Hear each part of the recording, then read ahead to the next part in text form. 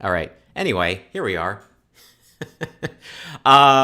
We're here to play a game by Ryan Veeder called The Little Match Girl 2, Annus Evertens. Perhaps Annus Evertens. Did I look up what that means in, I presume, Latin? I did not. Um, this is. You know what? We can pretend we're just going to this blind because there is a recap feature. Um, and I should say, hello, Jason. Before I go any further, let's just read what is on the screen in front of us. So we are playing, as last time, the itch version of this game. We're running at itch.io. And allow me to just read what appears when you load up this game. Type restore to resume a saved game, or start to begin a new game. If it's been a while since you played the first Little Match Girl game, type recap.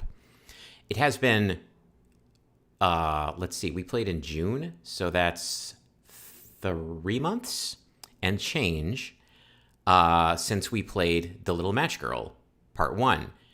The author is here, and the author doubts that we will finish this in 2 hours. I say we play for 2 hours and we see where we are. Fortunately, because this was written in the Inform text adventure creation engine, we can save and come back to it if we need to.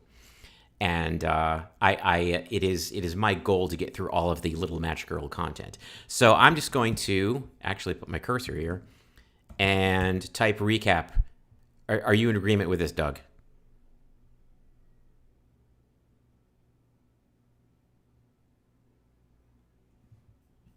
Mr. Orleans, are you with us? Yeah, can you hear me? Yes, there you are. Okay. Hello. Good to hear from you. Technical difficulties. In The Little Match Girl by Hans Christian Andersen, a nameless little girl was forced by her cruel father to sell matches in the street in the horrible cold of New Year's Eve.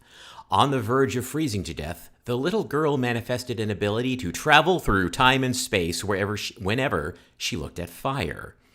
This discovery led to her adoption by the renowned philanthropist Ebenezer Scrooge, who christened his new daughter Ebenezabeth.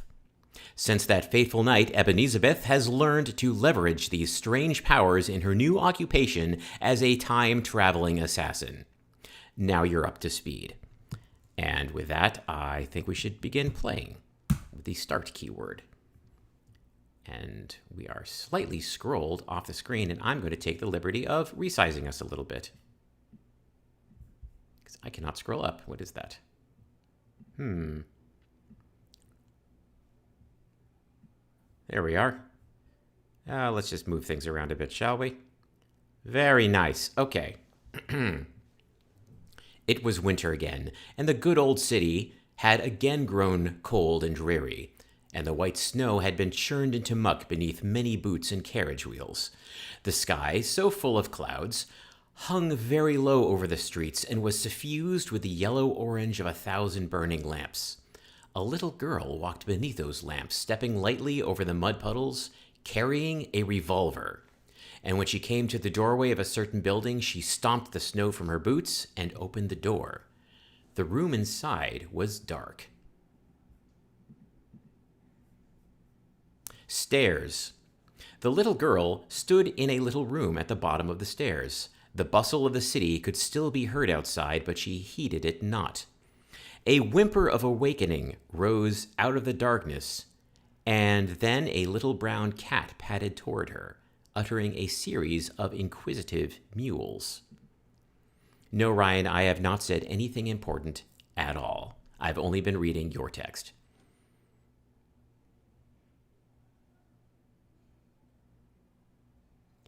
Doug, I suspect your microphone may be a bit spotty, because I cannot hear you at all.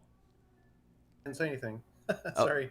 Okay. I guess I'm I was waiting expecting for you you. to... I'm expecting you to make noises of continuous astonishment and an agreement and emotional response. Sorry.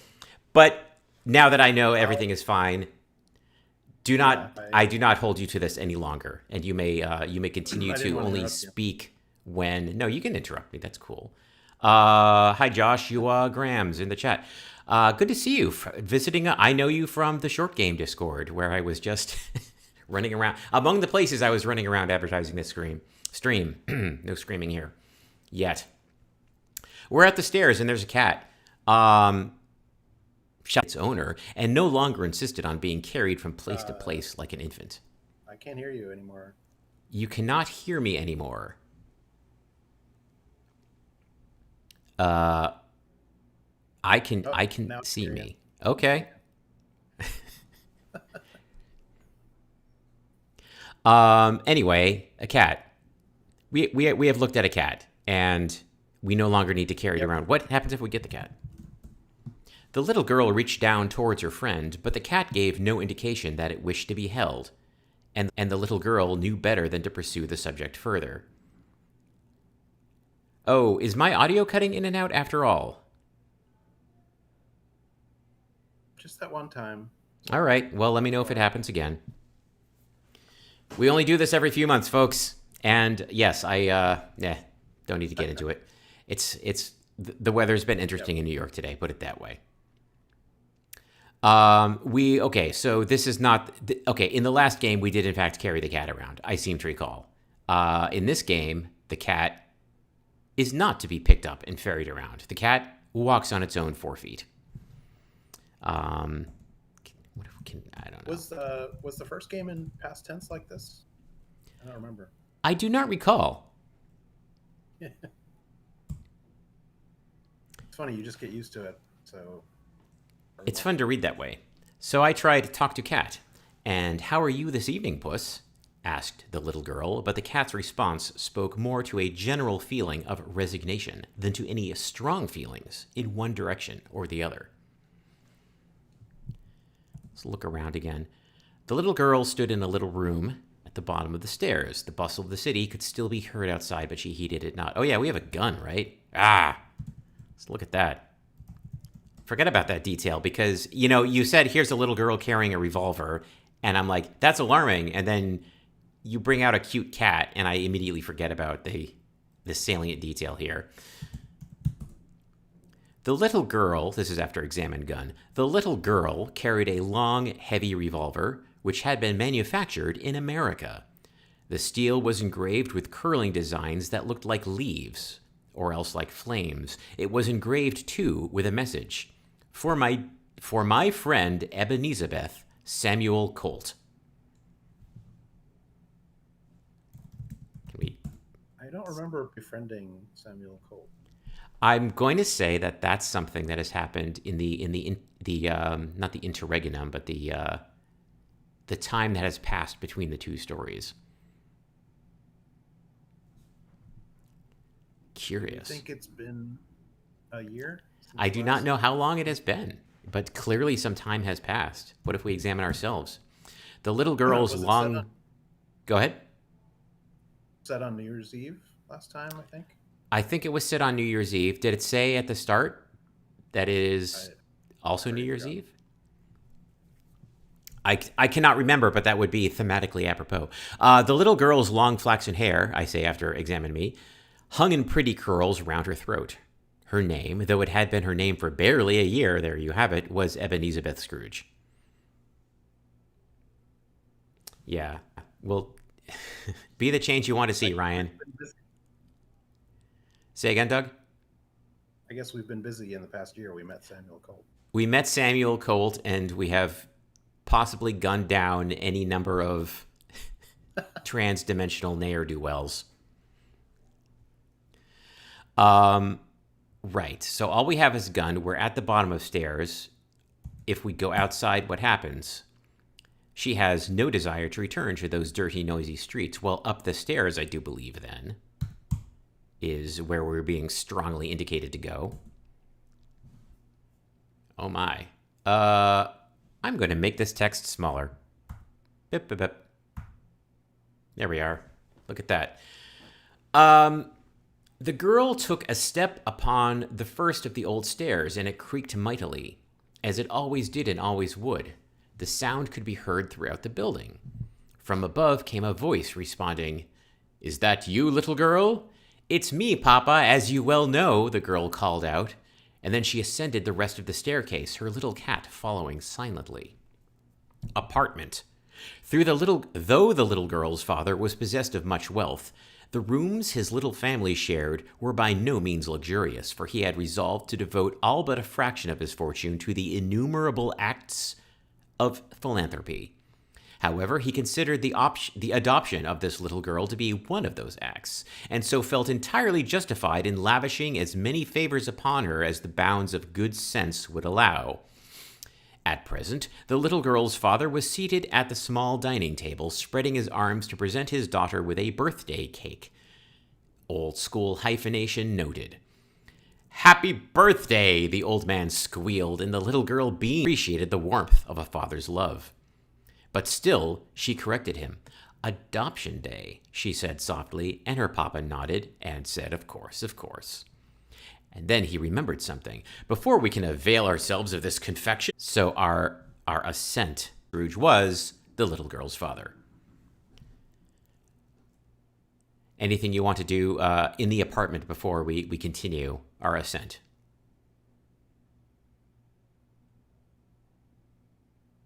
Nope. All right. Can't think of anything. Do we have a guess who the visitors are? That's a good question. I'm going to say it's not Sam Colt. That doesn't seem right.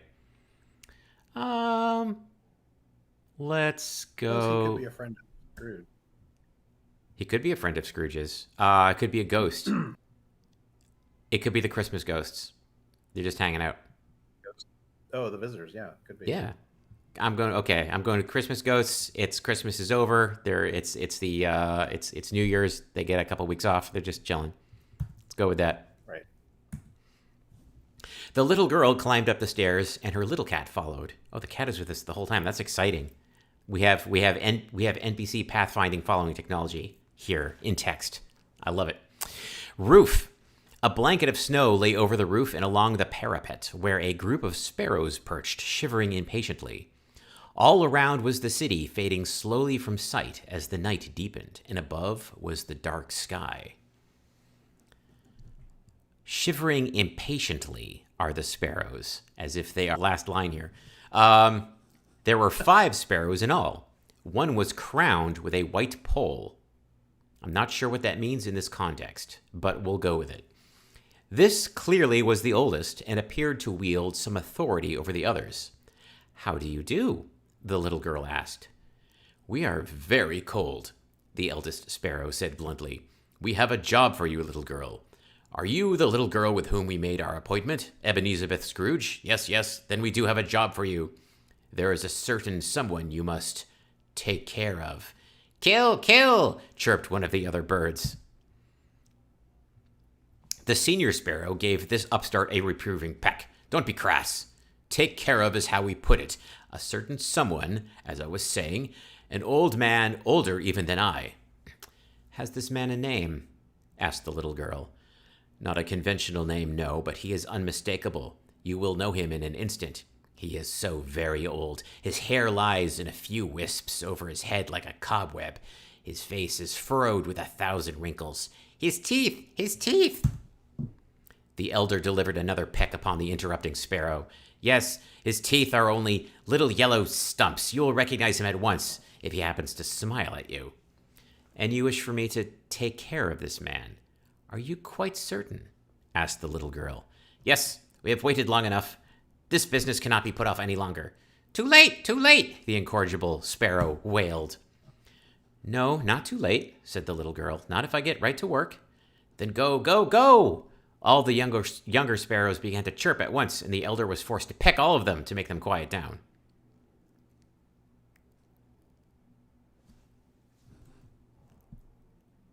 What if we look at them a second time? We just have a reprise of our description of the eldest sparrow.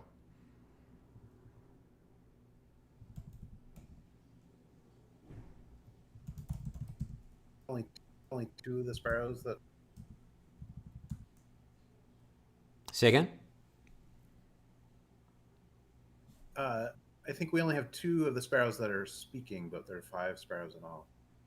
Right? That is my understanding. The others are just sort of a chorus of generic bird noise. Sure. Sparrow is not a word. Okay, so I tried talk to sparrow. I will begin at once, said the little girl. What about your fee? Asked the eldest sparrow. She waved the question aside. You may take that up with my father, she said. Okay, so we're looking for an old gross man. Cat is here, following us around. The cat still looks like a cat. Right then, shall we just go back downstairs? I think that's we have our mission. Let us go hunt. The game is afoot, I suppose.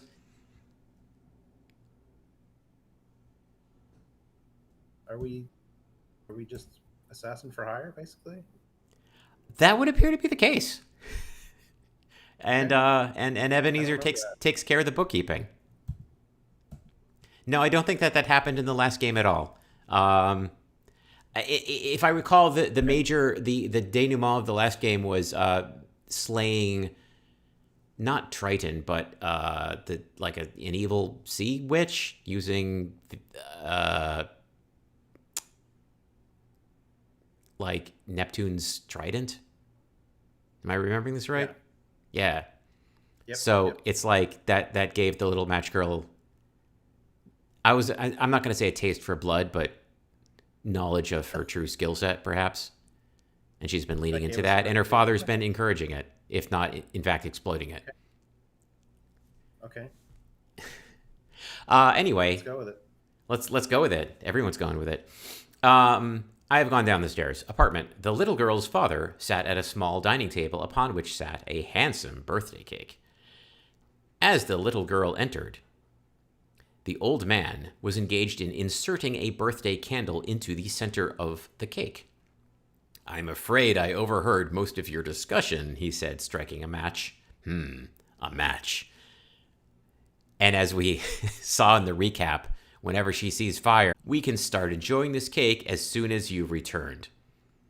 He brought the match against the candle, and presently a warm red flame rose from its wick.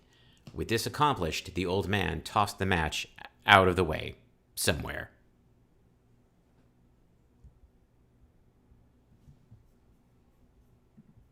Well, let us look into the flames. Joshua reminds us in the chat. Yes, Ebenezer has learned to leverage these strange powers. Yes, that's what I was saying. Okay.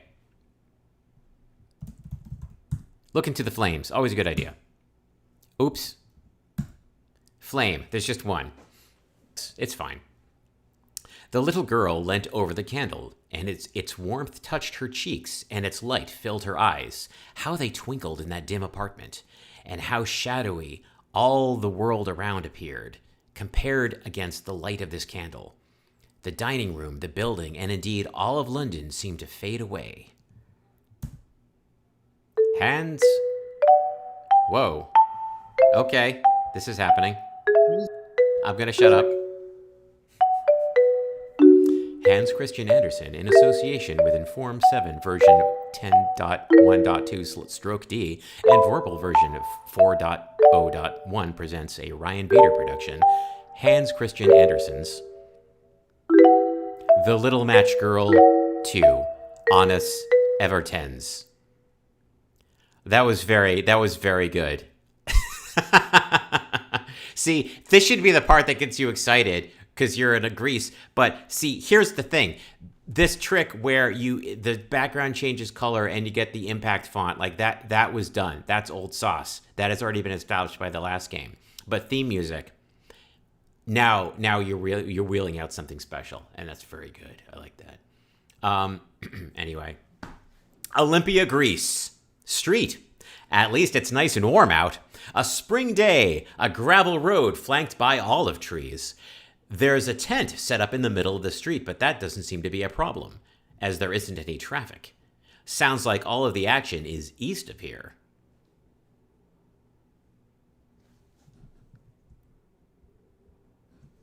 Check out that tent. Olympia? Say again, Doug? Is that the mountain? Is that Mount Olympus, or is Olympia like a town near Mount Olympus? I don't know. Do you want to do some background research? I was, what's funny was in between our playing Little Match Girl 1 and this is why we're not going to finish in 2 hours, because I keep getting digressed. I have been to Greece, but I went to Athens and I went to Delphi, and neither of those was Olympia. That's right. Yeah, and it was in fact nice and warm out. Sometimes a little more than nice and warm out. But I did look at the tent, and what happened is the sides of the tent go all the way to the ground. You can't see what's going on inside, but it's pretty clear where the entrance is. Well, do we have the cat here, by the way? The cat did not come with us. So noted. In tent, there's nobody here. The tent's drapery muffles all the sound outside. You are quite alone. A white dress is hanging from a rack. Yoink. Oh yeah. Examine dress, a sleeveless, full-length gown with as many pleats as humanly possible tied around the waist with a very long white cord. Can we just put that on? You change into the dress and tie the cord tight. The waist is very high, but it fits well enough. And now it is Philippeon, which is something to do with horses. I'm going to guess it's a horse track. A circular platform is raised above the gravel on one side. There are still a few Ionic columns standing, and the marble floor is still in evidence. Other than that, all that remains of the monument are its rough stone foundations. A portable table is set up in the middle of the ruin. The path curls around the platform, leading east and west. A crowd of sullen young women are standing beneath what's left of the architrave. According to my dictionary, which you cannot see me look up, an architrave in classical architecture is the main beam resting across the tops of columns, specifically the lower third entablature. So there.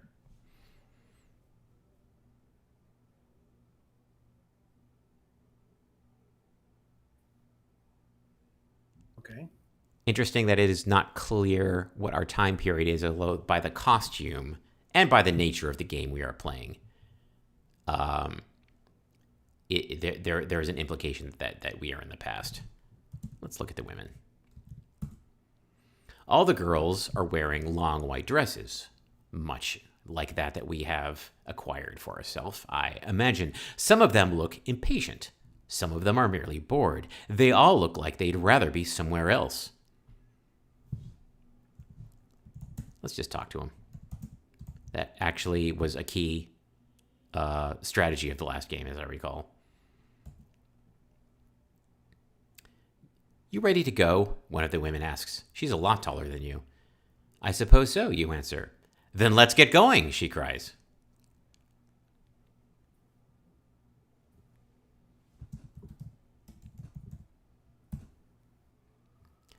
Examine table. It doesn't look very sturdy. On the table is a plate of pastries. Let's examine those. A bunch of triangular pastries with something green inside. I'm going to guess it is a spanakopita. Is that the correct word? Going from memory here. Spanakopita. We're going to eat those right now. You take one of the pastries from the plate. Looking closer, you can see that the green stuff is spinach. You take a bite out of the pastry and start gagging immediately, but there are people around, so you force the whole thing down. I ate so many of these in Athens. I went to Ground Zero for spanakopita, and I had some every morning. That is a true story. It's not an interesting story, but it is nonetheless true. You get strong like Popeye? I did get strong like Popeye. That is how I withstood the heat like a local. You take...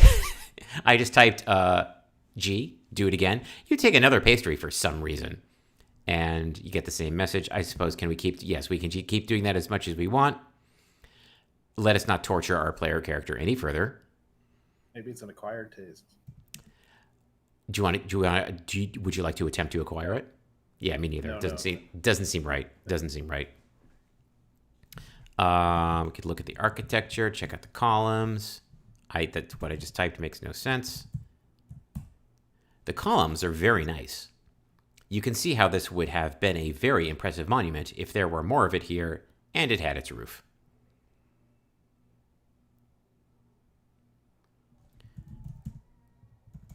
If we talk to the women again, do you get the same message? No? Apparently, all these beautiful ladies are waiting for you to lead the way. Okay, then. Welp.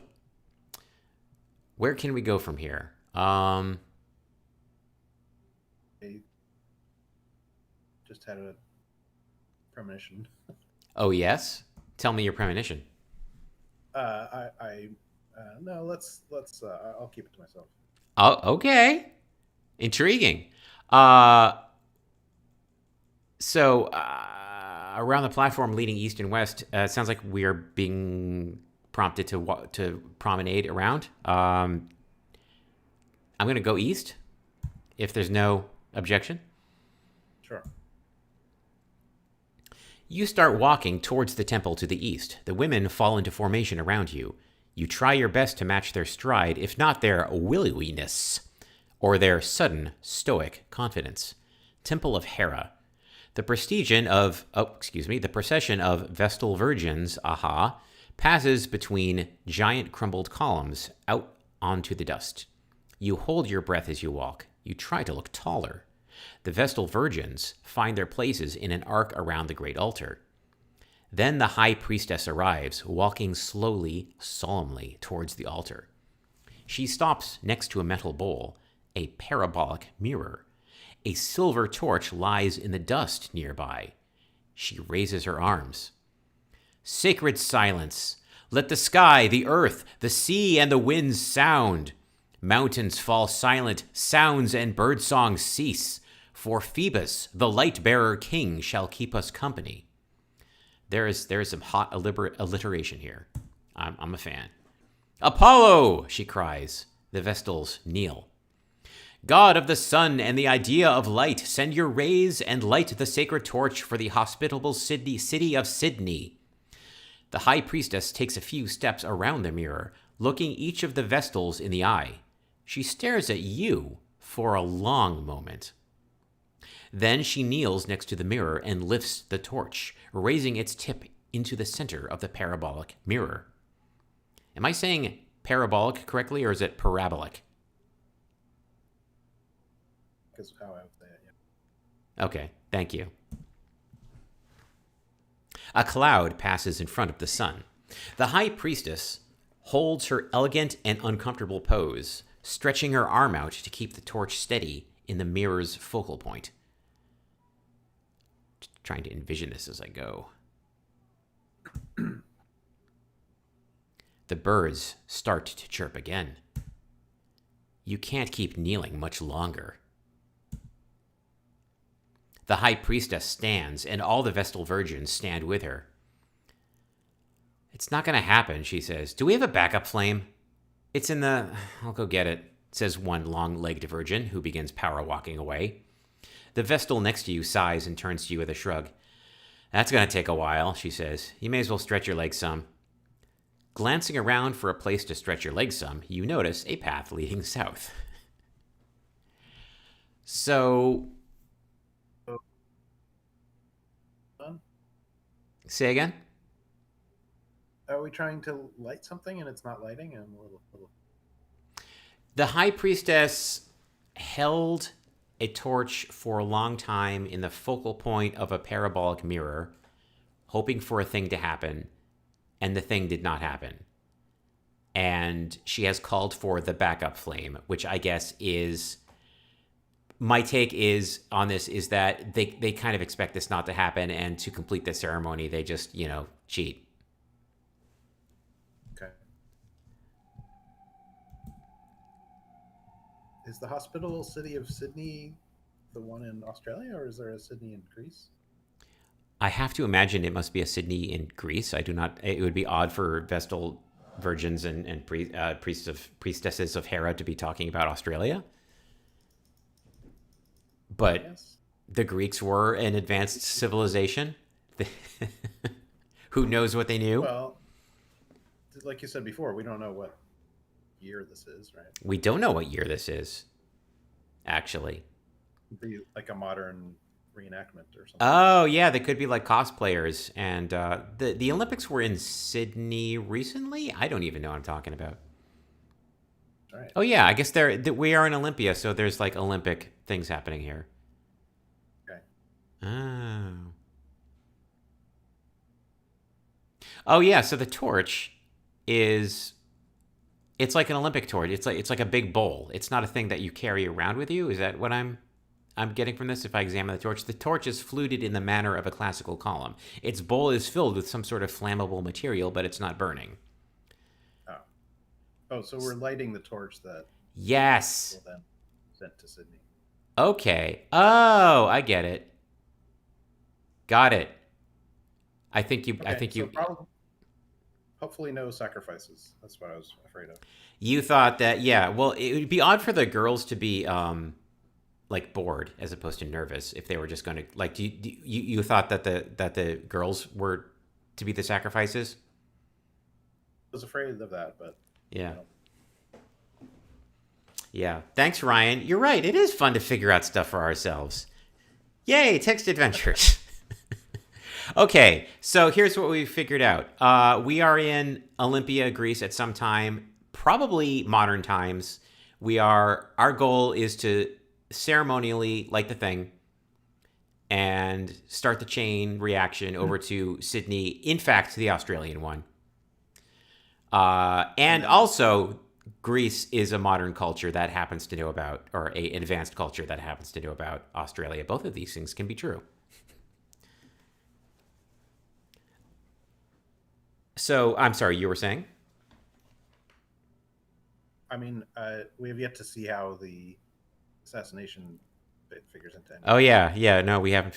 Well, I think we need to light this torch, clearly, because my feeling is that given... do we have to light the torch? I think we have to Maybe light the that's something torch, that's- or we have to wait for. We have to be in a situation where the torch is lit, because my hunger as a gamer now is that clearly making a flame happen in any given place is our goal, because flame increases our breadth of influence. We can travel to more places, and perhaps, much like the Olympic torch itself, we have to set up a chain of travel destinations to get to the next one. If I recall, Are they trying to light the torch from the sun? Is that? I think that's what they were trying to do earlier. Yeah, Okay, so but it's not they like just have an eternal flame that we're lighting it from. yeah, I think they're trying to light. Yep. All right. So here we are. We're in the Crumble Temple. We can go south and we can go west. Would you like to explore a little bit? I would. So South. Pelopion. I don't know what words I'm saying. All that remains of the Pelopion are a few low stones overgrown by unkempt grass. The Temple of Hera is north from here. The Temple of Zeus is farther south. Well, we're going to get our Zeus on. I can tell you that much. The Temple of Zeus. Topped pillars litter the earth like boulders strewn by a massive earthquake. The steps leading up to the temple are crumbled and uneven. There are outlines where walls and rows of columns once stood, suggesting a grand chamber like a cathedral. But the center of the temple is empty. There is an interpretive placard here. This is very much in keeping with my own experiences exploring Athens, I should say, in that there really are just ruins everywhere. Not just in the recognized archaeological sites, but just like in parks. There's just columns. That's like, we have all these columns. Let's just kind of put them here, stack them. And yes, in like various temple sites, there are interpretive placards. And let us look at this one. The drawings of the temple's original appearance make it look more or less like any other Greek temple. A dazzling luminance fills the air. You stagger, propping yourself up on the interpretive placard. Slowly, the light coalesces into the shape of a human. No, not a human, it bellows, but a divinity. Little girl, you stand before Zeus Olympios, king of all the gods. His radiance abates enough for you to look directly at him. He smiles smugly down at you. Let's say, examine the man. Zeus. Let's chat with. Zeus. Yeah, exactly. This isn't scrolling. Itch. Why you no scroll, Itch? I need to keep shrinking my font every time this happens. You step forward. It's a pleasure to meet you, Zeus. My name is Ebenezabeth. I'm never going to get used to that. Thanks, Ryan. I'm well aware, little girl. My brother Poseidon, the Earthshaker, has told me of your exploits. That is very flattering. Flattery, ha! I have not descended to the plane of base matter that I may engage in paltry human niceties. I am here to wreak revenge upon my brother, Poseidon the horse tamer, by impeding the labors of his champion. Who's that, you ask? Zeus snorts. A storm rumbles in the distance. That's very good. Feign not your human naivete, little girl. In deep Atlantis and on high Mount Olympus, it is known by all that dark-haired Poseidon has named Ebenezabeth Scrooge his champion in the mortal realm. Oh, I'm sorry, sir. I wasn't informed of this. Oops, trying to make my text big again. Oh, no. Never mind. It matters not what you are informed of. My sole concern is my brother's vexation. Already this is accomplished. He raises his palms to the heavens. I have set my cloud in the sky, obscuring the sun, preventing the lightning of the Olympic torch. The lighting of the Olympic torch. Without its fire, you cannot continue on your journey. Your dismal failure will reflect poorly on your patron, my arrogant brother, Poseidon, god of the sea. When you return to your master, tell him that I, Zeus, god of thunder, have bested him again. His huge mouth erupts in ear-splitting guffaws, and he disappears in a flash of lightning. And with that, I will begin my text. Kind of a jerk. He's kind of a jerk. Ryan, I have something to tell you. I did try the version on rcveeder.net, and it was dumping JavaScript errors into the text about being unable to load a file. When I tried it on Safari, I don't know. It made me nervous, and that's why I'm trying the Itch one. So that's why we're playing Itch with no scroll bars. And I think that makes sense now, because the IFTB page says the Itch version has no scroll bars, and I did not mean how literally it meant that. I don't know what I thought. I thought maybe it meant like in some special inventory pane, you cannot scroll, but it actually means you cannot scroll the text at all. And that's unfortunate. I will just shrink and grow the text. I am the master of time and space. It is fine. Sorry, Ryan. Listen, it's all good. The music's pretty great. It is good. Good trade-off. It is a good trade-off. We don't need to scroll. We don't need to scroll. Anyway, Zeus is gone. So he's, we just look at the placard again. Yeah, big deal. Okay, so we came here. Zeus has taunted us. And let's leave again, because time has passed, and I'm going to guess that the women will be back if we just walk 2 steps. I'm right. One of the Vestals, we are back at the Temple of Hera, one of the Vestals glances towards the Philippion. Philippion. One of the Vestals glances towards the Philippion, and her eyes light up. Hey, here she comes. The long-legged version from before is power walking back across the Temple of Hera, carefully carrying a brass bowl containing a flickering candle. Her coworkers erupt in cheers of relief. She kneels next to the parabolic mirror. The high priestess stands over her and raises her torch to the sky. catching up on where the heck I am. Apollo, she cries, god of the sun and the idea of light, send your rays and light to the sacred torch for the hospitable city of Sydney. One of the other Vestals whispers to you, we lit the backup flame with a mirror yesterday. It still counts. The high priestess lowers the torch towards the bowl, and it ignites with an impressive crackle. She raises it again to the sky. And thou, Zeus, give peace to all peoples on earth, and wreath the winners of the sacred race. The long-legged virgin hurries off to return the backup flame. Someone else is coming. A man in shorts and tennis shoes approaches. He's not dressed in period. He kneels before the high priestess, raising a torch made of plastic and aluminum. Oh, I guess it's fine then. The high priestess smiles and lowers her torch to light his. Go, she says, and bring victory. The man rises and starts jogging away. So, did we foul Zeus's plan by just doing nothing and letting the clever humans have a backup flame? Yes. Yeah. I'm okay with this. Gods are very single. Can we check the dude out? He's already gone. That's good. Examine virgins. The magic of the ceremony has been dispelled and the Vestal virgins have resumed their bored expressions. Check these people out before I... So I think that our next task is to look into the flame and zap out of here, I would guess. If we talk to the priestess, things happen.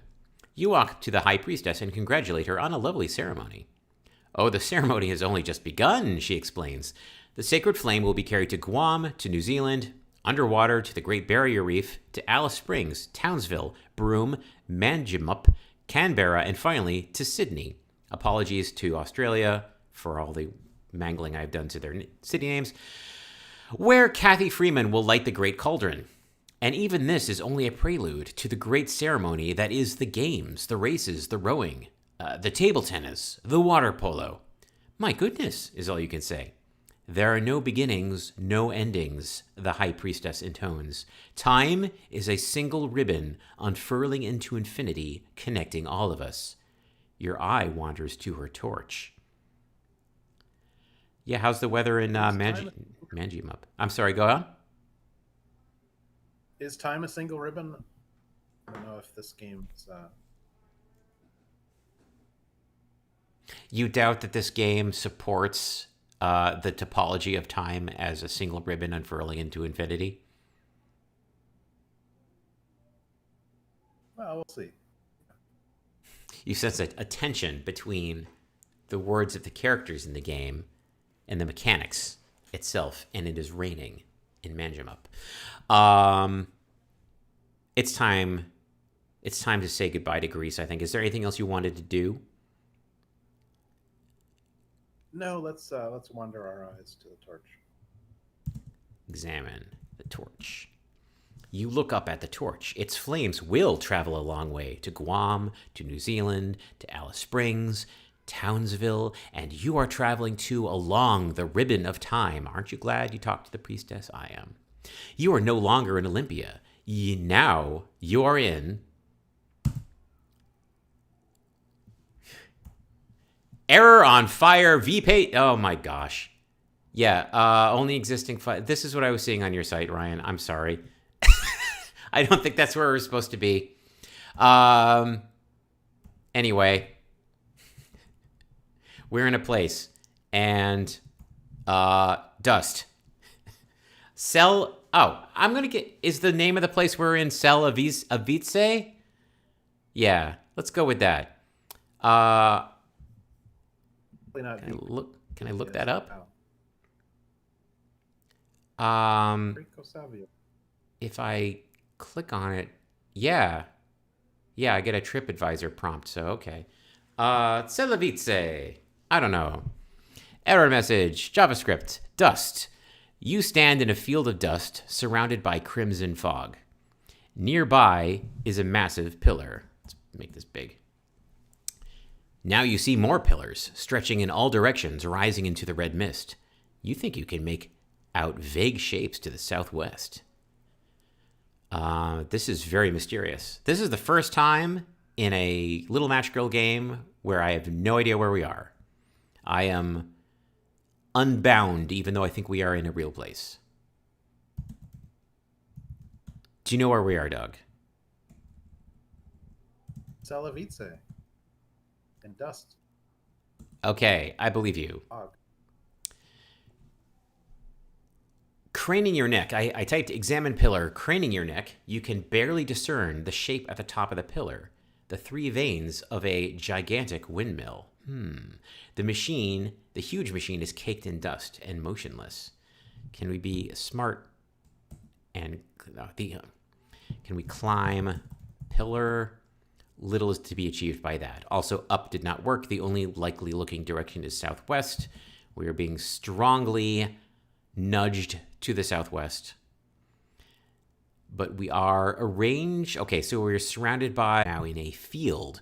Long rows of black mirrors, photovoltaic cells. Most of the panels are cracked or warped. Rough trails lead northeast, southeast, and west through the dust. A fork. Examine the cells. The solar panels are pointed up into a sunless sky. Some have been smashed. Others seem to have been partially melted. Each glass presents the same reflection of nothing at all. A withered cable protrudes from beneath each unit. Interesting that the cable is pointed out because it is actually many cables. I typed examine cable. Power that's not working and solar power that's not working. Oh, do you think that this is Zeus's influence again? That would make sense. You try. Say again? Because he prefers lightning power? But he was saying earlier that he had he had obscured the sun so that the flame could not be lit. And now we're in another place where the sun is obscured by dust and the solar cells are all messed up. These seem thematically linked to me. Anyway, examine cable. You try to follow one of the cables through the dust briefly before dismissing the errand as pointless. Oh, all that for naught. Very good. Interesting. Can I fix the cells? Is repair a verb? No, it is not. None of these are verbs. We have directions we can go in: northeast, southeast, and west. And we came from the southwest. We came southwest to come here. So northeast would send us back there. So really the fork is southeast and west. Let's keep heading in a forward-ish direction then. Overlook. The scene below is barely visible through the fog. A huge wall stretches across the width of a canyon. It's a dam. One side is meant to be a reservoir, but there's no reservoir, no river, no water. The canyon is empty on both sides. The trail goes east and southeast.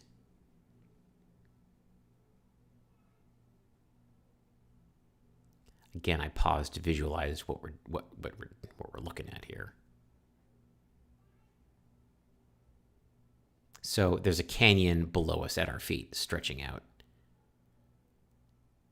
And we are at the top of a dam. Broken nuclear reactor or something? Well, I guess the mind could go there eventually. Yeah, this does seem like a disaster occurred here with all the broken. There's non-functioning windmills, and the melted solar cells are kind of upsetting. But some of them are smashed. Yeah, concussive force. I do not know. And yeah, the canyon is empty. If we try to keep going, we are told no. Geothermal? Southeast. We shall go southeast, but I want to look at the canyon first. And we are told the canyon walls are decorated with sinuous striations, carved by fast-flowing water over millions of years. but the patterns are marred by more recent markings, giant gashes, claw marks. Maybe it's a kaiju attack. Could be. Southeast facility. The city is mostly rubble. Oh, this is looking more and more grim. But this one building remains more or less intact.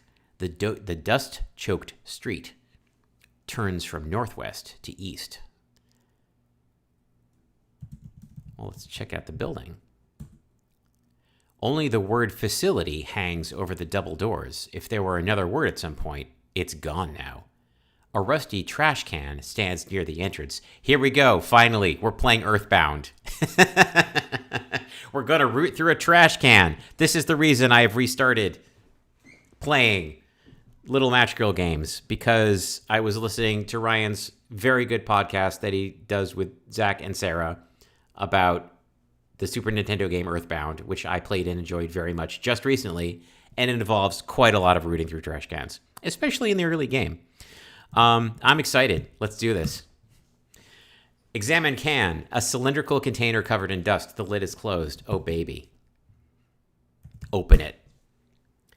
The can and its lid are almost fused together by rust. You keep pulling until it finally opens with such violent force as to knock you backward and make the ancient receptacle clatter noisily on the concrete. Ow! A voice exclaims from inside the trash can. You lean over to look inside. At the bottom of the can is a grimy cyber skull. It looks back up at you. Hey there, little girl. Can you get me out of here? So you pick it up. Don't even get prompted. It just happens. And now we have a cyber skull with our dress and our revolver. We are ready for adventure. I can't tell you this. We are now off the map once more. I was just on very comfortable territory, digging through trash cans, and now we are in original territory once more. Although I have played more than one games with adventure games involving talking skulls, friendly talking skulls, in fact. So let's see what this one has to say. First, we examine it. Well, it's covered in circuits and gadgets of unknown names and functions. The original skull beneath these enchantments, well, sort of enchantments, but actually enhancements, appears to be more or less human. So this is not a Terminator skull. This is actually a human skull that has been cybered up. Cyberpunks. Yeah, it's a cyber skull. It's not a Steam skull. Okay. Well, it can clearly talk, so let's do this. It's important to be polite. You asked the cyber skull, what is your name?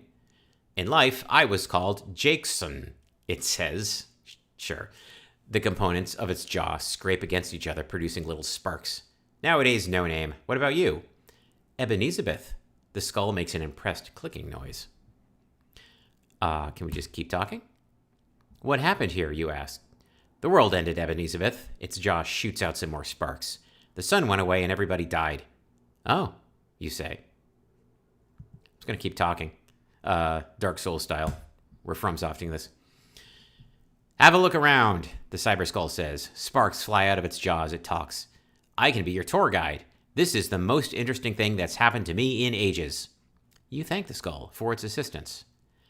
So I bet this is all the talking we can do now, and he's just going to commentate in the manner of Mimir from God of War, open parentheses, 2019, close parentheses. Or was that 2017? I don't know. We'll see. Come on, let's go look at some cool stuff, says the cyber skull, spitting out a few white-hot sparks. Also note, if he's sparking, he might be a good fire-starting source in a pinch. I was going to put that out there. Right. I think I'm right about my Mimir theory. So just looking again, we get the room description followed by, check out that facility, the Skyver Skull. I'm going to keep saying Skyver Skull. That's fine. So if we look again at the facility, go ahead. Are we going inside the facility? Is this a reference to the Arthur DiBianca game? I have not played the Arthur DiBianca game inside the facility. Is the game called Inside the Facility? Did I get that right? I think so. Yeah, maybe the chat knows more. Uh-oh, text blob. This was the city's fossilization facility, the Cyber Skull explains. Oh, I did get the name right? Go me. A lot of brave people walk through these doors. Selfless people. Not me, though. What do you mean, you ask? It sighs. We were desperate, see? The whole planet was. We needed a source of energy. You have to understand, we tried everything else first, but nothing worked. You get it? You nod hesitantly, and the skull continues. So we finally resorted to human fossilization. We turned each other into fuel. And we didn't force anybody into it, that's the thing. There are plenty of volunteers. They sacrificed themselves so that the rest of the world could continue on. It sighs. But it wasn't enough, or it was too late, or, well, just look around, it didn't work. World ended anyway.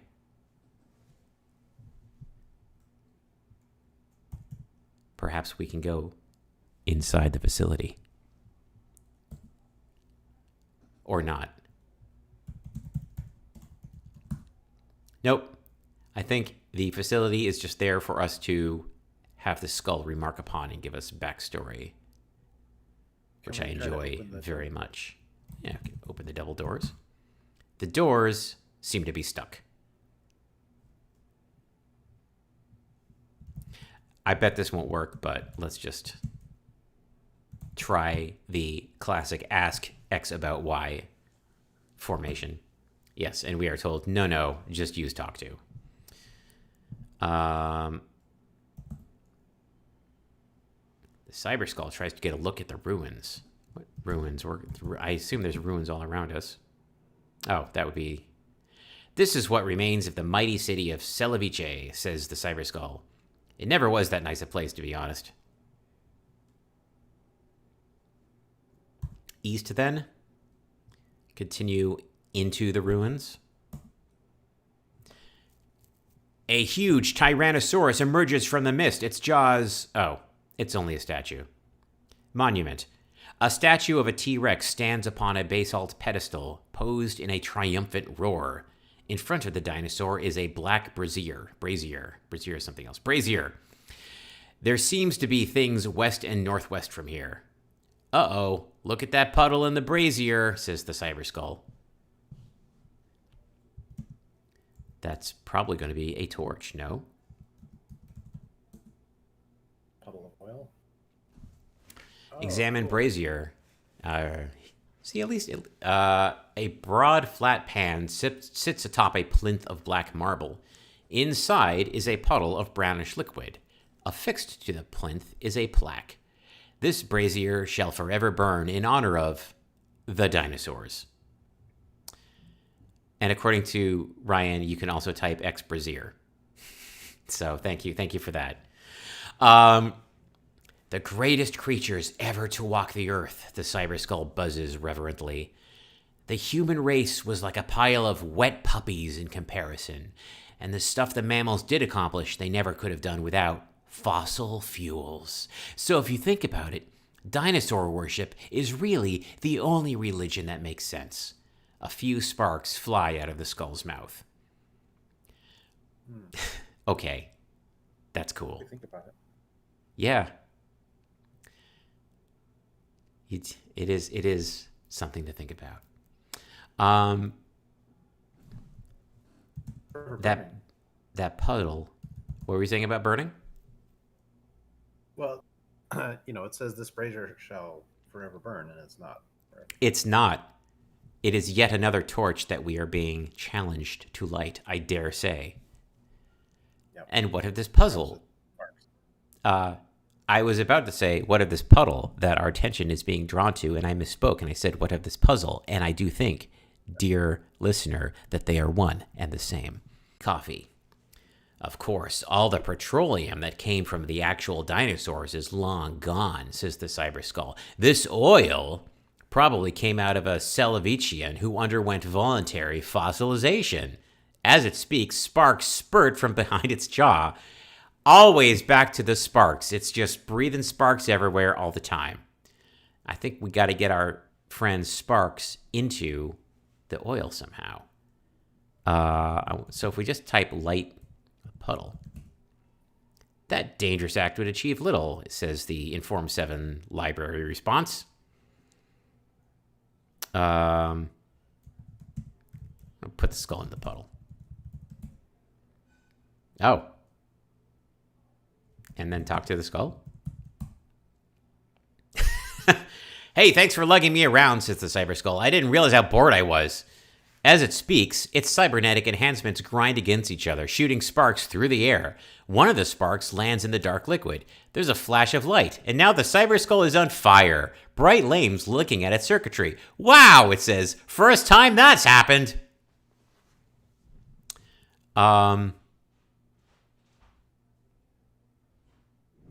That's cool. So is the thing on fire? That's all I care about. Can I get the skull? You can't grab the Cyber Skull. It's on fire. Before I look at the torch again, can I talk to the skull? You ask the Cyber Skull if it's okay. It chortles. I sure seem to be.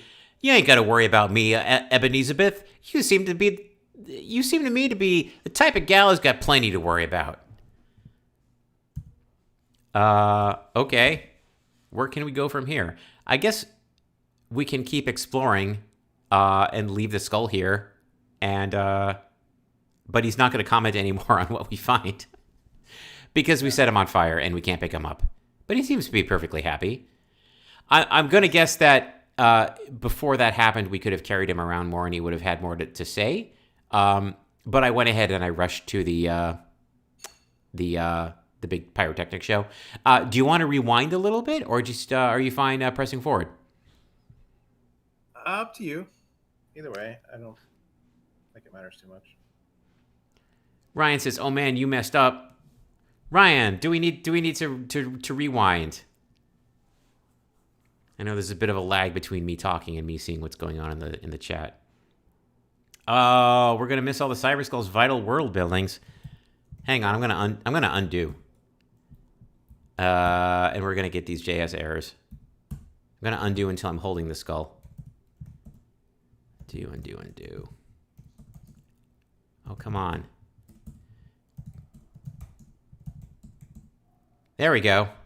Where are we? We did it. Okay. Okay, there's gonna be a lot of cyber sculling here. Okay, Ryan is like, you're not gonna finish 10-8 anyway. He really wants... The author of the game, who is visiting us, is like, no, I insist. I insist you have the skull to say skull things. I'm in no hurry. So, the Cyber Skull seems very interested in the statue. The statue is recognizable at a glance, but when you get a good look, you see it doesn't quite resemble the real thing in all the wrong ways. The Cyber Skull looks up at the beast and whistles, spitting out a shower of sparks. Does that mean like it has like huge arms? Like in what ways does it not quite resemble? Not clear to me. Uncanny Valley statue. It is an Uncanny Valley statue. Okay, so we have checked out the brazier. I guess we could look at the puddle again just to like, yeah, blah, blah, blah. We already said that. West is where we came from. So northwest? Oh, no, that's where we were. Okay. I see how this connects up. So if we had gone southeast, we would have gone right to the monument first. Got it. Let's check out the panels with skull in hand. The solar panels are pointed up, etc. The Cyber Skull shakes its head sadly. That's very funny. That is a funny line all by itself. So like, is it like, are we like, he's like sighs and the girl like sort of like wobbles it back and forth in order to complete the gesture. That's very nice of her. They called it renewable energy, you know? They said it'd last forever. But that's not how it works. Furious sparks erupt from its mouth. There are laws of thermodynamics. Nothing's free. If you keep using the sun's energy, eventually you use it. This. How long did it last, you ask? I don't know exactly when this renewable energy thing started. The Cyber Skull chuckles. Skull says, yeah, don't bother. If we're insistent and get a cable, you have no use for this stuff. If we go back to the dust, I think that was to the northeast. Check out that windmill, the Cyber Skull says. Yeah, indeed, let's. If there's no sun, then there's no wind, the Cyber Skull says. Its jaw shoots out several sparks. I don't really understand why it works that way, but I believe it because I've seen it happen. All right. If we go in any other direction, only go southwest. If we talk to the skull some more, I bet it's just going to say, let's go look at school stuff. How do we get to the canyon? He wants to look at the canyon. The Cyber Skull, when I look at the canyon, gazes over the scene longingly. I remember when there was a river here, actually. I was just a little kid back then. It sighs and sparks shoot out of its mouth. I still had skin. So if you look at the claw marks, actually. The tracks of a gigantic beast. Oh yeah, says the Cyber Skull. Make sure you watch out for wanderers. That's ominous. It's very ominous. I examined the dam for the first time. The wall is hundreds of feet tall, maybe a mile across. Machines cover its surface like patches of lichen. Hydroelectric power, the Cyber Skull sneers. You know how the water cycle works? It flows out to the ocean. Then it evaporates. Then it rains down so it can flow out to the ocean again. But guess what? If there's no sun, nothing evaporates. So it stops raining. So the river stops flowing. So the dam stops working. It grinds its teeth, producing a shower of sparks. I think there's an important lesson here for all of us. Yeah, don't use up the sun. Yeah, it's an important message of conservation. That's why fossil fuels, truly, the only solution. Until all the people burn themselves up. But they still got some skulls hanging out. So is there anything else for us to check out here? Cyber Skull was interested in the distant machines. Oh, what? Oh, I totally forgot about that. Let's go back. Yes, I see your reference to the excellent machines game. On the dam, I guess. Say again? The machines that were on the dam, like lichen. Distant machines. Yeah, I suppose so.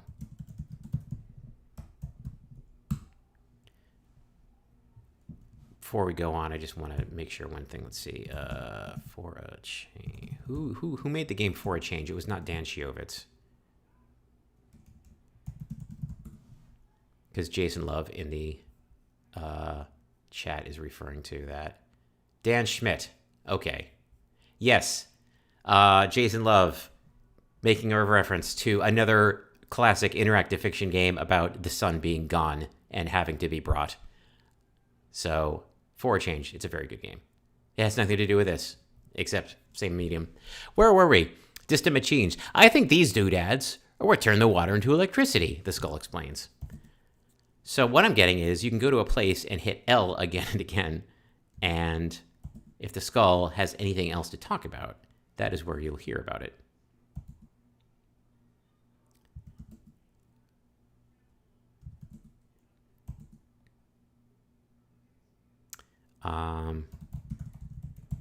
Description when we move into the room. What did you say? I don't think you need to type look immediately after entering the room because we already see the description. Oh, yes, correct. Unless I am missing something, I think we have. I feel like we've exhausted cool stuff to look at. How do you feel?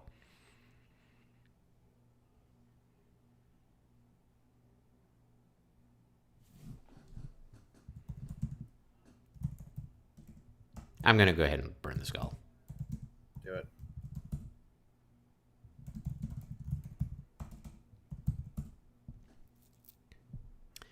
Okay, and you got to talk to him again just to make sure he's okay. Okay.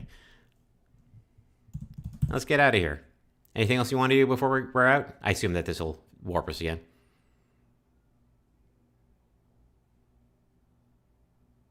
All right.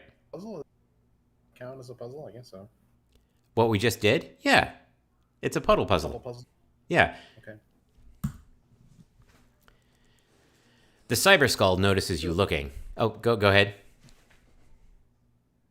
So I guess each little world, our goal is just to find a flame to look into to get out of the world. I mean, I'm not going to say yes, that's definitely true, but that is immediately where my mind went as soon as we saw a unlit Olympic torch. And literally the first thing that you learn when you start the game is you hop around by looking at flame. In so many words. Yeah, so whereas in the first game you lit, what was it, 4 matches, and depending upon the match you lit, you went to a different world, and you had to crisscross back and forth between those 4 worlds quite a bit. This path so far is linear, and you're just hopping from one fire to the next until presumably we meet an old weirdo and we have to shoot him. That's what seems to be being set up for us. Yeah, I wouldn't be surprised if we had to revisit these places. I too would not be surprised. The Cyber Skull notices you looking. I'm fine, it says. I've survived worse. But you're focusing on the fire, bright and red and hot. The heat fills your senses. Now the Cyber Skull is gone, but the flames are all around you. You feel yourself discorporate, becoming one with the fire. Then the fire subsides, and you are inside the terrible dogfish. A cavern of flesh ringed with rows of teeth. It's wet in here and dark. Your footing is uncertain. You notice that you're standing on a tongue. Something is swaying back and forth in the air, glistening like a ghost. We're getting into stranger and stranger places. Do you think that's going to be an uvula? I'm going to go for it. Yeah. Examine uvula. I called it. When your eyes adjust, you understand what you're looking at. I already understood. This is the creature's uvula. The dark passageway beneath is its throat. I think that was very clearly telegraphed, since there's teeth and tongue, and we are told in no uncertain terms that we are inside a giant animal. Again, much like God of War. Yeah, check out those teeth. The sparrows were very interested in teeth earlier. Each triangular tooth is taller than you are. Meshed together, they form a ghastly enclosure of serrated bone. Unnecessary extra teeth are growing everywhere, protruding from the gums like shards of glass set in prison walls. Gross. Can I get a tooth? Probably not. If you tried to pry out any of these teeth, you'd only succeed in slicing off a few fingers. Okay, dangerous. We're not going that way then. Can I punch the uvula like a speed bag? I desire to do this. That doesn't seem like a great idea.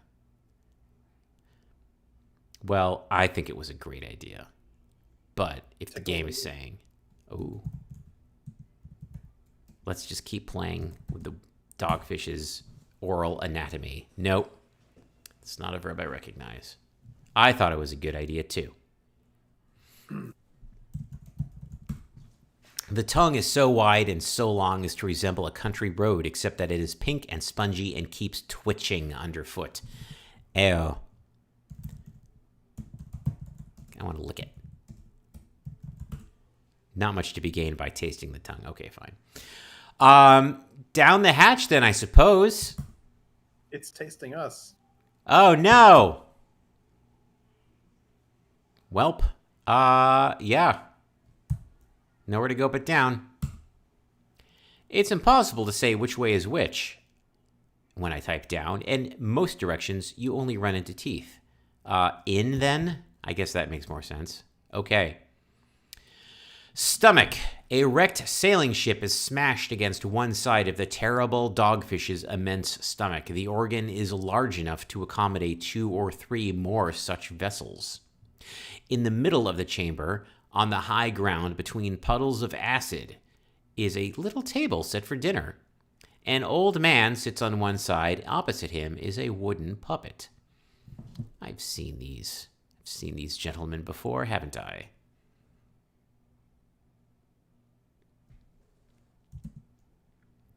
Can I? The recent, one of the recent Pinocchio movies. You're saying that you've seen one of the recent Pinocchio movies? Yeah, I saw Guillermo del Toro. Guillermo del Toro's Pinocchio, and it was pretty good, but it had really bad music. So if this music is meant to evoke that, I can't. I'm thinking. The music that we are now not hearing due to VPJSFL errors. Right. I don't know how to say Geppetto. Is this how you say his name? Yes, sure. Why not? Oh dear. Ah, my goodness. Oh, itch. You disappoint me. Examine Geppetto, a little old man with thick glasses. He looks a little younger than your papa, but you aren't the best judge of these things. For dinner, he is having a tiny piece of cheese. Good evening, you say. Is it evening? Asks the old man. He rubs his eyes, drags his hands over his face. I have utterly lost track of time. My father has been trapped in the terrible dogfish's stomach for 2 years, the marionette explains. How awful. You begin wringing your hands involuntarily. Something about this scene is very upsetting to you. Please let me know if I can help. My name is Ebenezabeth. I'm sorry that my browser is bad. I blame myself. The old man looks up in sudden alarm. Goodness, where are manners? My name is Geppetto, and it is a pleasure to meet you, Ebenezabeth. My son is called Pinocchio. I built him myself. The puppet executes a little bow. And then somehow I said the same thing a second time. Let's check out that cheese. The hunk of cheese is not only tiny but ancient. It barely qualifies as food, much less as a meal. Yeah, maybe this works in better in Chrome. I don't know. I'm a Safari fan. What can I tell you? But our friends here, they're not eating very well. And the game focuses on the paltriness of their meal. Looking around again, check out the table. The table appears mostly undigested. Maybe it was salvaged from the shipwreck. I'm going to say, talk to Puppet. You ask Pinocchio how you can help.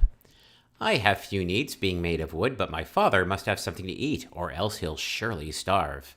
We think there may be some supplies farther down inside the terrible dogfish.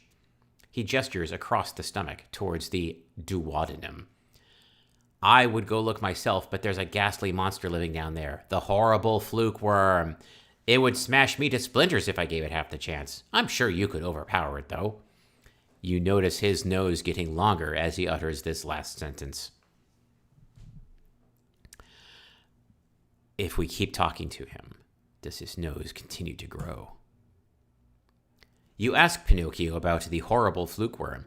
It's a beast that lives in the terrible dogfish's guts. It attacks anyone who comes near, which might mean that it's guarding something. You can find it down there. He points over at the duodenum. I'm going to keep Okay, that's all we can wring out of him. Can we look at his nose? Yeah, let's look at his nose. Examine nose, a well-made marionette wearing a pointed cap. You can't see any strings attached to him, but he seems to be moving around quite well regardless. His nose does seem about half an inch longer than it was earlier. Talk to Geppetto. You ask Geppetto if there's anything you can do. Oh, this tiny piece of cheese is all the food I have left, he says. I've been eating it a nibble at a time for the past year or so. But soon it will be gone, and I will starve, and my son will be an orphan. There is more food inside that wrecked ship, but neither I nor my son have the strength to open any of the crates or barrels. You nod. I'll see what I can do, you say. Ryan asks Geppetto about the shipwreck. Okay. We're sure the ship is full of food and other useful things, he says, but we're not strong enough to open any of the containers. You might be, though. You're a very strong little girl. I don't know why I decided he talks like that, but he does. That's all we're getting out of him. So we can try to pry open some containers in the shipwreck, or we can go to the duodenum and overpower the fluke worm. We are armed. We're carrying a sidearm.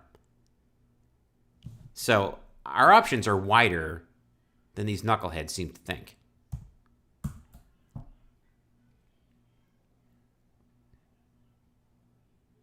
So let's check out that wreck. Nope.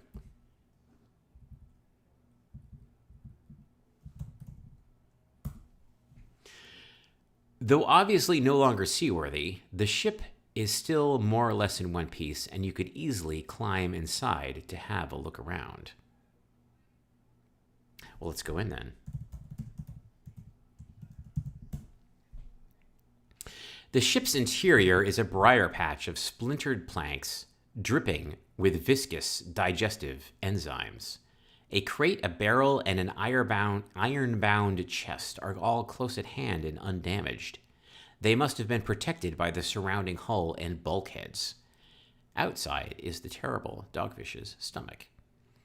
So, okay, there are 3 containers here, which are surely full of delicious victuals for our friends.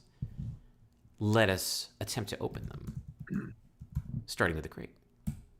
The lid is nailed down, and you can't pull it off without some sort of leverage. The cask, or hogshead, or whatever it is jammed shut, and you can't pull the top off with your bare hands. And the chest? Why, you open the chest, revealing a rapier and an oilskin journal. I was not expecting that. A beautiful sword with an ornate hilt and a long, thin blade. There's only a little bit of rust on it. Heck yeah, get that. Oh my god. Oh no. Oh no. You pick up the rapier. Now it is time to allocate your ability points. You have 12 points, and you can use them to improve any of 7 different stats. Health. Wait, what's the acronym here? HADMRS. It's the Hadmers system. Okay. Health is how much damage you can take before you die. By default, you have 10 health. Each point you put in this skill will give you 3 more health. Now I see why we will not finish this in 2 hours. Attack determines how much damage you deal with physical attacks.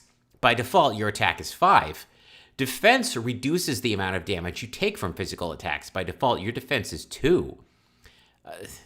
Okay, I see the Earthbound influence coming in here again. By the way, it's fine. Magic determines how much magic you deal with your spells. You don't know any spells. By default, your magic is 1. Resistance reduces the amount of damage you take from spells. By default, your resistance is 3.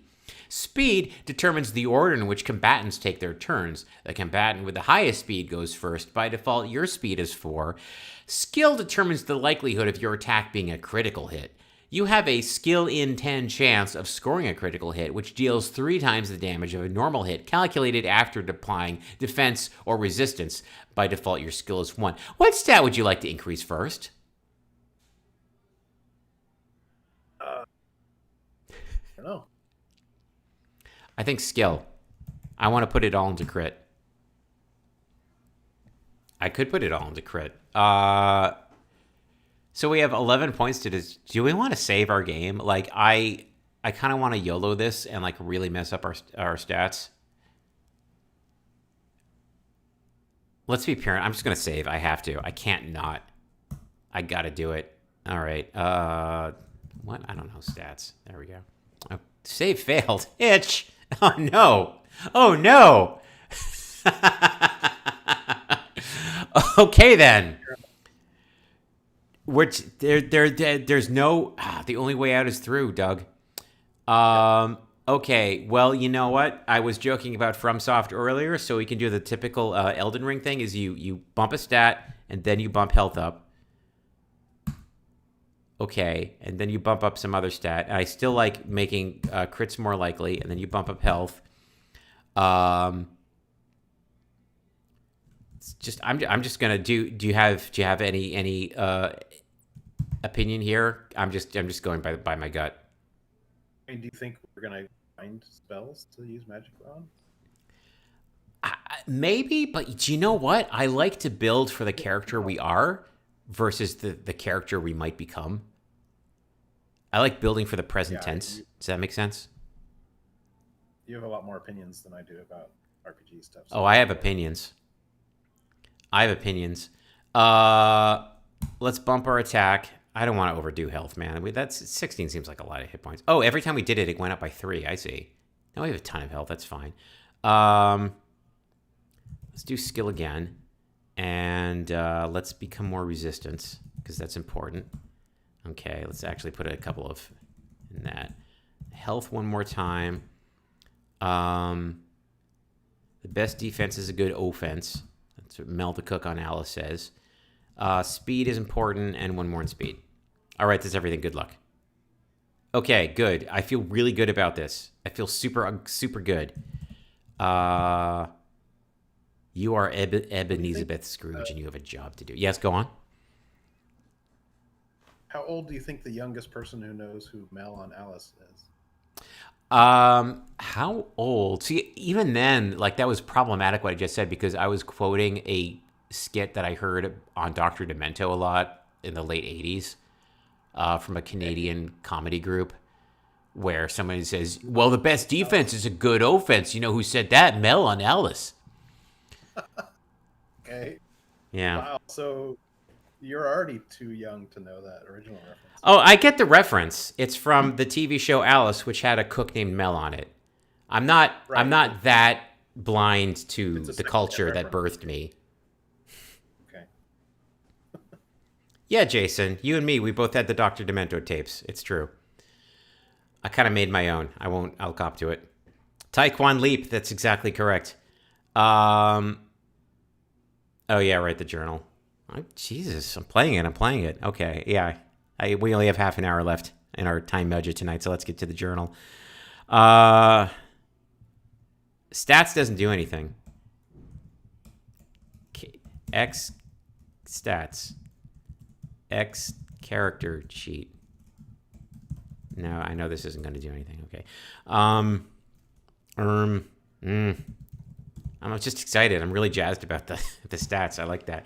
A book bound in rugged black leather and tied shut with a little strap. Open that. You open the oilskin journal. Give it a smell. No thanks. Okay, fine. Let's do what we do with journals. And I got to make it small again. The inside cover of the journal reads, "The Diary of Captain Lily Cassidy, Smuggler, Lover, Polymath. Dear Diary, you were a birthday gift from my current boyfriend, the lamentably romantic Arthur Rose. I laugh as I write down his name. Ha ha ha ha ha! Arthur believes that we are soulmates, destined to sail beyond the sky at the edge of the sea and into the Empyrean's ocean of stars to kiss and fondle each other for eternity. Arthur, you stupid moron. You have not learned of life as I have, life at sea, a life beset by storms and krakens, in which any moment of languid Frenching could be your last. I have Frenched the mouths of 100 boink buddies, Arthur, and I will French 100 more if Poseidon wills it. No, I will not be your bride, but I will accept this cute journal you have gifted to me. Dear Diary, sorry I got distracted. Anyway, hey, today's my birthday. I am years old. My favorite color is reddish brown. My favorite pen is the one I'm writing with right now. My favorite food is laudanum. I will write in you more later. There's more on the next page. Okay. Let's keep reading. The diary goes on. Dear Diary, it turns out that I do appreciate Arthur's deep and sincere love for me because without it, he never would have jumped in front of that assegai. Assegai? That's why I'm alive, and free to swap spit with whichever of my crewmen I so choose. As a woman in the mid-19th century, a woman in a position of authority, specifically, a woman who loves having casual sex with my subordinates, I am keenly aware of the issues of power dynamics and consent, etc., that my behavior entails. I think about this stuff all the time, Diary. I'm a very thoughtful person generally, and I feel like the more you think, the better you get at thinking. If you think enough, eventually you'll be right about everything. I would say that I'm getting very close to this goal. Of course, everyone believes that they are right about everything, because believing something is logically identical to believing that you are right about that belief. Of course, reasonable and intelligent people will also respect the possibility that they could be wrong, but even more reasonable and intelligent people will understand that the more reasonable and intelligent you get, the better handle you'll have on whether your beliefs are correct. I figured all this out a long time ago, Diary, but I've never had the time or space to write it down until now. Thanks, Diary. There's more on the next page. Make sure we didn't skip anything. Oh boy. Any commentary, Doug, before I keep reading?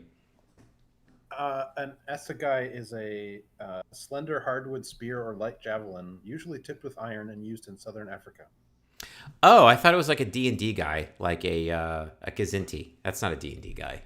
Who am I thinking of? Anyway, let's keep reading. Thank you for that. The diary goes on. Dear Diary, today we are sailing into the sea known to be inhabited by a creature known as the terrible dogfish. A dogfish is, of course, a type of shark. This shark is said to be impossibly huge. I've heard that it is a mile long, not including its tail. To me, this seems like a suspicious claim. Most of the time, with real things, in terms of size, there's a sort of bell curve where most things of a type are medium-sized, and larger or smaller specimens are rarer in proportion to their deviance from the norm. But the curve is smooth, is the main thing. You have all the intervening gradations between the normal thing and the huge or tiny thing. Now, in my experience, most sharks are about 3 or 4 feet long, and then you have the big ones that get to like 10 feet long, and in very rare circumstances, you see a 20-foot shark that luckily eats both of your boyfriends before they find out about each other. But that's the upper limit, again, in my experience at least. But based on that experience, the notion of a shark that's a mile long is very tough to swallow.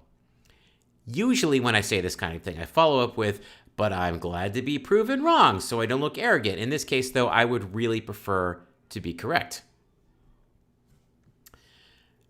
There's more on the next page. Jason is reminding us to read the journal. Thanks, Jason. Yeah, thanks. The diary goes on. Dear Diary, I shouldn't have said anything. It turns out that the terrible dogfish is completely real, and it is completely a mile long. We have been evading it so far by making really tight turns the terrible dogfish can't follow, but that doesn't give us much of an edge.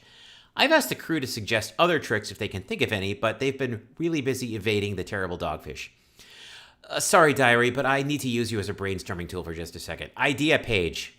Bullet. Trick dogfish with fake ship. Bullet. Make ship fly. Bullet. Detach rear portion of ship. Lizard with tail that falls off. Bullet. Cover ship in unappetizing substance. There's more on the next page. I like mind mapping, brainstorming. That's good. It's a good strategy. I like this captain. You think the ship can fly? Well, I don't think she was writing down complete ideas. She was just writing down possible goals, like possible end states. Sure. Yeah. It's like getting things done. It's classic David Allen, right? You just write down what you want to do. You don't start with how you get there. You just like where do I want to be? I want to be on a flying ship with a detachable tail. Perhaps also a fake ship. that is covered in unappetizing material. But only do one of those at a time. Say again? You write down. I think that's how the secret works. You write down the thing that you want to happen, and then it will happen. With a secret, do you actually do anything, or do you just write it down and you believe in it? I don't know. I haven't read The Secret. Maybe that's the problem with me. So I play video games instead. The diary goes on. Dear diary, I tried to find an unappetizing substance to cover the ship in, but we're not smuggling anything gross at the moment, so we're basically just wearing ourselves out trying to keep away from the terrible dogfish. It's not going well. I can see a lot of my crew are losing their enthusiasm. I can't blame them. The task I've set for them is clearly futile. I failed to present my employees with attainable goals. That's on me. The ship is slowing down and the terrible dogfish is catching up. I guess we should get ready for this. Yeah, it slurped us up and we're inside of its jaws now. The ship is getting beat up pretty bad. And now it's swallowing us. The throat muscles are contracting to force us down to its belly, and in the process, they're squeezing the ship violently. A lot of the guys are crying. You're not being very cool, guys. Well, now we're in the stomach. I guess we live here now. There's more on the next page. I'm going to press on, reading the diary that goes on. Dear diary, well, the crew is blaming me for this admittedly very bad situation of being trapped in the belly of a humongous shark. I admit that I failed to save us from the shark when it did show up, but I don't want to take responsibility for encountering the shark in the first place because, like I explained earlier, it really didn't seem realistic that the terrible dogfish would actually exist. It was totally reasonable of me, is my contention, to act as if the terrible dogfish was just a myth, which is to say, it would have been unreasonable of me to believe in the terrible dogfish because it was such an unlikely story. This is a case where acting reasonably has had negative effects, but I still believe I made the right choice. A lot of the crew guys don't see it that way. Many people have this problem where they think that if you do make a decision and something bad happens, then you made the wrong decision, regardless of the basis on which you made the decision originally. There's probably a name for that. Anyway, if we stay here too much longer, then we will starve to death. And there's more on the next page. I'm ready for it.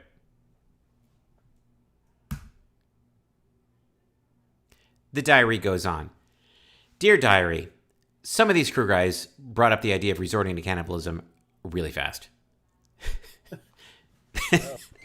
There's more on the next page. Dear diary, luckily nobody had to eat each other. One of the non-creepy crew guys, Ibrahim something, came up with an idea to sneak out of the terrible dogfish and escape. It was a really good plan. I wasn't all that attracted to Ibrahim before, but he has moved up to the top of my list. The plan worked perfectly, and we have escaped the terrible dogfish. I'm leaving this journal inside the wreckage, inside the terrible dogfish's stomach, so that hopefully my words can bring solace to anyone who meets a similar fate. There's more on the next page. What could it be? Dear diary, now we're in Morocco. We unloaded off all that stuff we were smuggling because Ibrahim's plan was so good we didn't have to leave hardly any of our cargo inside the terrible dogfish. Some of our clients were mad about the delay, but there's nothing I can do about that. People are always going to be mad at you for some reason or another, diary. Eventually, you just have to stop caring. I hooked up with Ibrahim a couple of times, but that got old fast. It turns out Ibrahim is a very intellectual person, and I do not find that attractive. Hold on a second. Didn't I consider myself a very intellectual person? Do the qualities I think of as positive about myself strike me as negative when I see them in other people? Is that a double standard? Gosh, this is giving me a lot to think about, diary. It is fortunate that I am very, very good at thinking. There's more on the next page. The diary goes on. Dear diary, it has now been 6 months since I abandoned you inside the terrible dogfish, and I'm afraid I have been very busy. I can be brutally honest with you, diary. I have no use for you anymore. You met a need of mine, and I don't have that need anymore. So I can stop including you in my life. It would be heartless of me to treat a person this way, but you are a diary, not a person. You don't have feelings. You're just a book. So I won't feel guilty when I decide that I will never ever think about you ever again. There are maybe 50 more pages, but they're all blank. Oh, I skipped. Sincerely, Captain Lily Cassidy. And there are maybe 50 more pages, but they're all blank. So, did she go to Morocco and then come back to write it in the diary again? It's unclear. Or is that Did she go to Morocco and her thoughts in the manner that there is a magically animated marionette here with us continued writing themselves in the diary? Or did she just write in the diary and actually did in fact meet her demise here in the terrible dogfish while living out a fantasy of escaping to Morocco and hooking up with Ibrahim? Keep reading. Any of the possibilities? If you keep reading, it just goes back to the first page. So there you have it. Anyway, where were we? Oh my God. Yeah. Well, we have 15 more minutes to go in our budgeted session with The Little Match Girl 2, subtitle unknown. Part one. Third layer subtitle here. I wonder if we can use this sword as leverage to pry open one of the things. I'm going to try it. I should also say I don't want to keep comparing things to Earthbound, but that was okay. So I don't know. Should I talk about Earthbound in the middle of this? There's a really good part in the video game Earthbound where there's a side quest where you can buy a house. And unless you're listening to a podcast about Earthbound, you forget about it long after you first encountered the side quest and you don't have the money to buy the house. But if for some reason you do go back to the start, the area and the start of the game where you can purchase this house with all the money that you've earned because it's an RPG from playing like the first third of the game, you buy the house and there's nothing in it. It's a wreck. And there's a desk, and inside of the desk is a journal, and you can read the journal. And the journal is this rambling story about a guy driving down the New Jersey Turnpike, and a cop pulls him over for speeding, and he tells the cop that his wife is pregnant, but his wife isn't actually pregnant, and that's the end of the story. And it's funnier than I'm making it sound, and it's also just this. Your reward for doing all this is this very stupid story in the middle of this Super Nintendo game in 1995. And it's kind of transcendental in a game that is full of transcendental moments, which are all text-based, which is why I think I'm discovering very late that Earthbound is actually, for real, a very important and not talked about much part of the text game, like, canon. I want to talk about this on the forums. Now that I'm talking about it, yeah, I have to go to the InFiction forums and say, like, let's talk about Earthbound. Clearly, I have a lot to say. But this strikes me as, anyway. Yeah, we're all talking about Earthbound in the chat now. Sorry, I wanted to try opening the barrel. Turns out that you can't pull out the top of the barrel handle. Well, I want to use the rapier with barrel. That's not a verb I recognize. Pry... Barrel? No. Arg.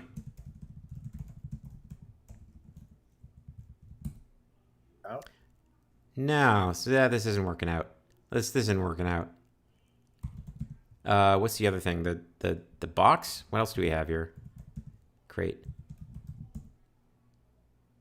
Huh. Well, I guess it's rapier is not a very good. It's too long and thin. It's not like a crowbar. So I think it's the wrong tool for this job anyway. I shall stop beating my head against this particular locked box for the moment. Can we barrel? Can we do what? Can we roll the barrel? Do not know. there's no need for that, Doug. Okay. Yeah, there's nothing else you can do. Ryan, patience. A modicum of patience, please. He really wants us to go into the duodenum before we wrap for the night. All right, crate and barrel. Ironbound chest. So we found stuff here. Just take a note of that. Let's go into the duodenum because a mysterious voice in my head is telling me to go into the duodenum.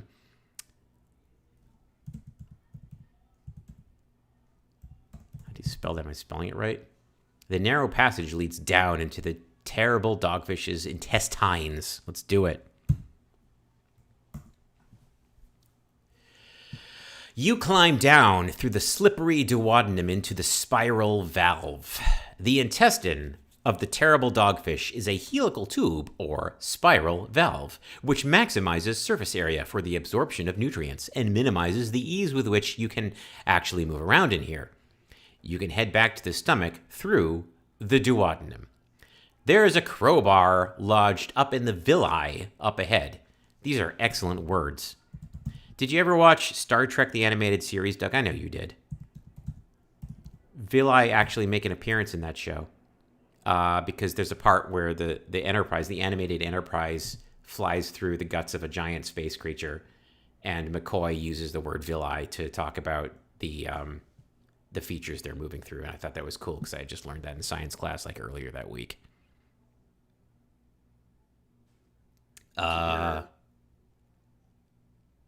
Just to hear somebody say villi out loud. To hear Dr. McCoy, of all people, on my television. Anyway, we got the crowbar. While you're crawling around towards the crowbar, something else is crawling noisily up the intestine, squelching and grunting. Around the bend comes the horrible fluke worm, an eyeless, limbless beast the size of a buffalo. It screeches at you. Can I shoot it? I've been itching to use my revolver. Oh, do we have more than one bullet? I don't know. I don't know. Let's do it. I have to save I'm going to do it. I mean, we have a rapier and our okay. Yeah, oh yeah, we do have stats. Yeah. We got to use our stats. You're correct. Right. I guess we don't need stats to shoot them. Well, see, but now that you pointed out, the stats came up specifically when we picked up the sword. So, time to put those stats to use. There we go. It's happening. Okay. All right. Okay. You thrust your weapon into the moist flesh of the horrible flukeworm and deal 4 damage. The horrible flukeworm covers itself in black magic and casts a primal spell of harming upon you. You take 4 damage. You have 15 health remaining. I don't have a better move than continuing to just stab away. Oh yes, I'm hearing music. It's quite deafening. Let's see if I can turn this down a little bit. Is that the horrible flukeworm's theme song? I think this is horrible fluke combat music. Doug, I can barely hear you over the horrible flukeworm combat music. I'm just gonna go with it. Okay. You slice valiantly at the horrible flukeworm. You deal 4 damage. The horrible flukeworm rams into you and you take 4 damage. This is working. You slash across what you believe to be the flukeworm's neck, dealing 4 damage. The flukeworm wraps around you. You take 4 damage. We're down to 7 health. I want to be sarcastic and type pray, which is an inside joke to Earthbound fans, but I'm not gonna. I'm gonna keep stabbing. Okay. You slam your sword all the way through the horrible flukeworm and deal 4 damage. The flukeworm utters one last scream before it explodes into a shower of dripping worm chunks. You have triumphed. That little sting we just heard sounded like lost music, and I thought we were like dead, but that was actually you have triumphed. That's good.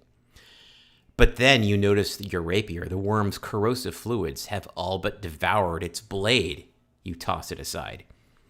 Sometimes it feels like every victory only opens the door to new disappointments. Wow. I like that. Doug, I could honestly like barely hear you over the tide of combat music. I just went with it. I don't know if you were. I don't know what you were saying just there. I could. Sorry. Share your thoughts now, please. Oh no, thought just that was kind of gross. But glad we arrived. I enjoyed that music very much. I presume that was an original composition by the author. It's very good. I was really into it. Yeah. I don't know if we care about health or healing. I am going to choose not to worry about it. Actually, we have our crowbar. We have our treasure. Yep. Oops. No, we don't. No, we don't. No, we don't. It's good to check these things. Get it. Taken. Hooray! Check it out. Human-sized. Well, that showed Pinocchio what was what.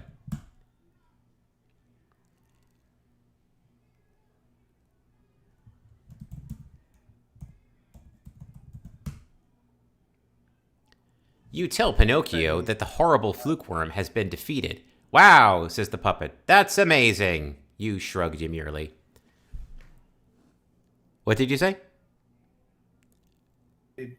Just remember that that was the reason that his nose grew, because he had claimed that he had confidence in. Yes, that's what I thought. I was going to rub that nose in our victory, and yet I do not feel satisfied by this. not because the game's writing. I feel like Pinocchio is not giving us what we want. Yeah. Okay, do we use the crowbar on the crate? Let's use the crowbar on the crate. Let's do it. Sorry, I'm being thoughtful. Okay. Enter shipwreck. Meanwhile, Ryan's saying in the chat that he suspects that all these runtime errors are trying to execute a rule that says stop the music in case the music is running because we ran away from the fluke. But I'm glad the music is working. Supernumerary errors or no. Right. We are going to open a crate.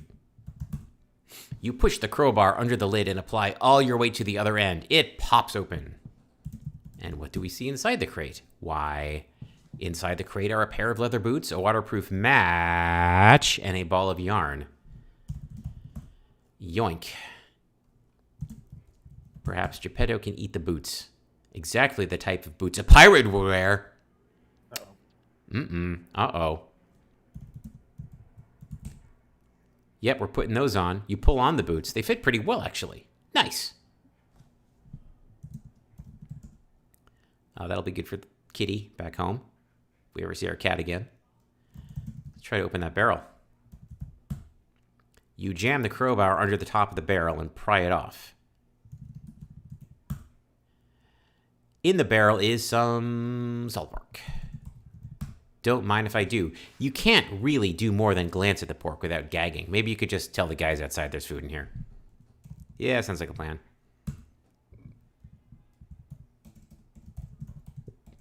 Talkie. You let Pinocchio and Geppetto know about the salt pork you found. They both clap their hands joyfully.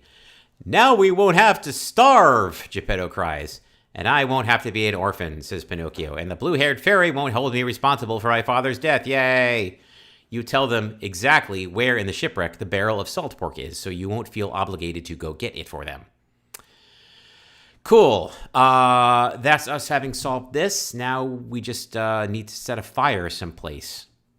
And I don't have a immediate... I guess we can just light the match, huh? Well, I think... Are we done here? Are we done here, Doug? Anything else to do? Yeah, let's light the match.